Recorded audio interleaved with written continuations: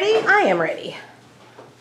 Alright, so today I'll be discussing mental courage and overall courage when it comes to mental health in sports.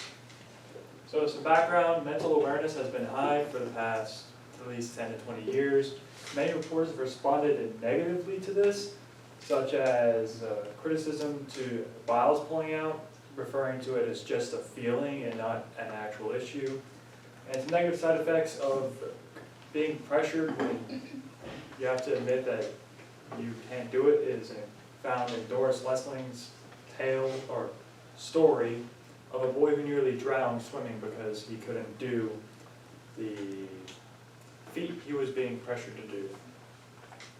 So to define courage, it is defined as mental or moral strength to venture, persevere, and withstand the danger, fear, or difficulty, as defined by the Merriam-Webster Dictionary, which is one of the largest dictionaries of English literature, one of the largest English dictionaries available.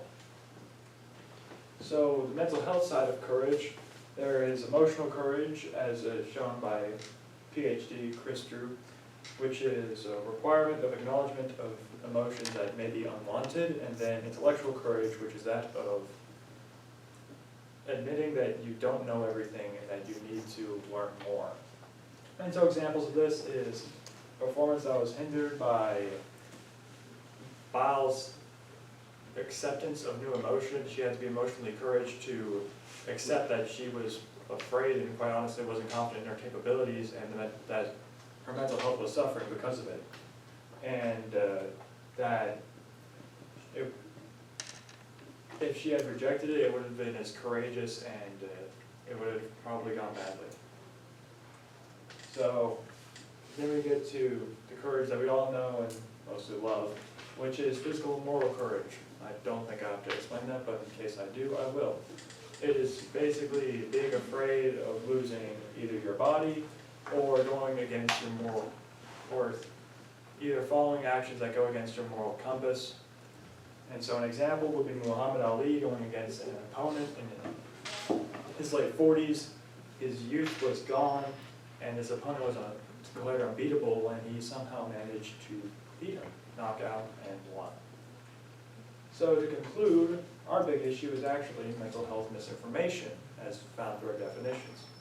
So we can solve this through education of scenarios or rigorous examination.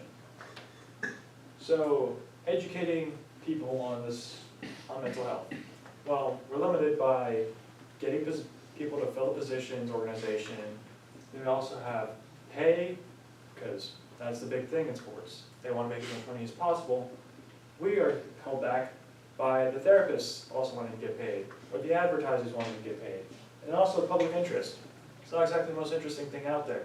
People aren't going to want to pay attention to it, especially when it comes to sports. And it also implies that viewers and reporters are uneducated, which could be considered disrespectful from their perspective, and may also limit the education side.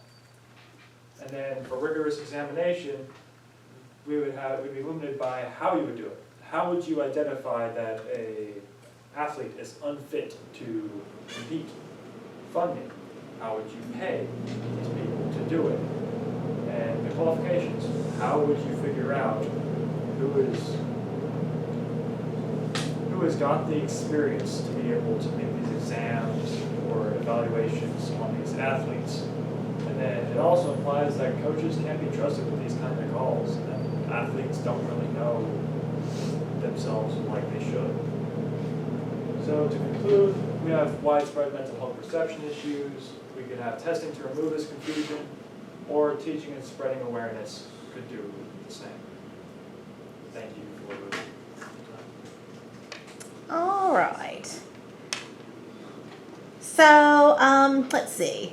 What information did you need that you were not able to find or locate? I could not find information on what kind of qualifications make someone truly capable of speaking about mental health and being able to evaluate someone on it. All right. And then what additional questions emerged from your research, and why are those questions important? An additional question that came from my research was,